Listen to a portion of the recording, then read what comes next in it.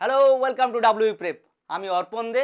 এই মুহূর্তে একটা বিশাল বড় আপডেট নিয়ে তোমাদের সামনে চলে এসেছি। হ্যাঁ, মাত্র কিছুক্ষণ আগেই আমাদের রাজ্যের রাজ্যপাল মাননীয় সিভি আনন্দ বোস পদত্যাগ করেছেন। হ্যাঁ, মাত্র কিছুক্ষণ আগেই আমাদের রাজ্যের রাজ্যপাল পদত্যাগ করেছেন এবং তিনি তার পদত্যাগপত্র আমাদের মাননীয় রাষ্ট্রপতি শ্রীমতী দ্রৌপদী মুর্মুর কাছে জমাও করে দিয়েছেন এবং তার এই পদত্যাগ ঘিরে অলরেডি এই মুহূর্তেই নানা মহলে কিন্তু নানা প্রশ্ন উঠতে শুরু করেছে। কারণ এই ভোটের আগে তার পদত্যাগ নানা মহলে নানা প্রশ্ন ওঠাবে, সেটা কিন্তু স্বাভাবিকই।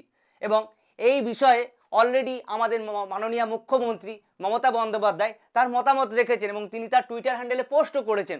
তিনি বলেছেন তার কাছে এই সম্পূর্ণ বিষয়টি অজানা ছিল, তাকে ফোন করে জানানো হয় হোম মিনিস্ট্রির তরফ থেকে, কিন্তু তার পদত্যাগের বিষয়টি তার আগে থেকে তার কাছে কোনো তার খবরই ছিল না। এবং তিনি আরও বলেছেন এই সিভি আনন্দ বোস অর্থাৎ আমাদের মাননীয় রাজ্যপালের পদত্যাগের পেছনে হোম মিনিস্ট্রির অর্থাৎ গৃহ মন্ত্রণালয়ের এক অদৃশ্য হাত থাকতে পারে। এই নিয়ে রাজনৈতিককরণ অলরেডি শুরু হয়ে গেছে এবং ভোটের আগে এটি একটি যথেষ্ট হট টপিক হতে চলেছে।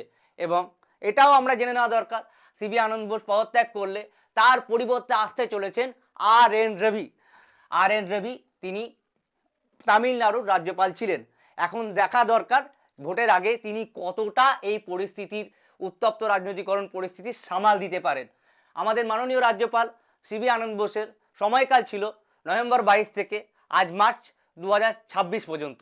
তিনি তার মধ্যে অনেকগুলো কন্ট্রোভার্সির সাথে যোগ হন এবং তার চেয়েও সবচেয়ে বেশি মুর্শিদাবাদের দাঙ্গার সময় অর্থাৎ কমিউনাল রাইটসের সময় তিনি প্রচুর রাজ্যের স্টেট মেশিনারি সম্পর্কে প্রশ্ন তুলেছিলেন।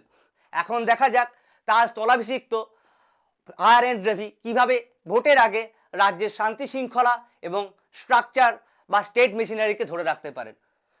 ধন্যবাদ এবং আরও নতুন নতুন এরকম আপডেট পেতে আমাদের এই চ্যানেলটি ফলো করতে থাকুন।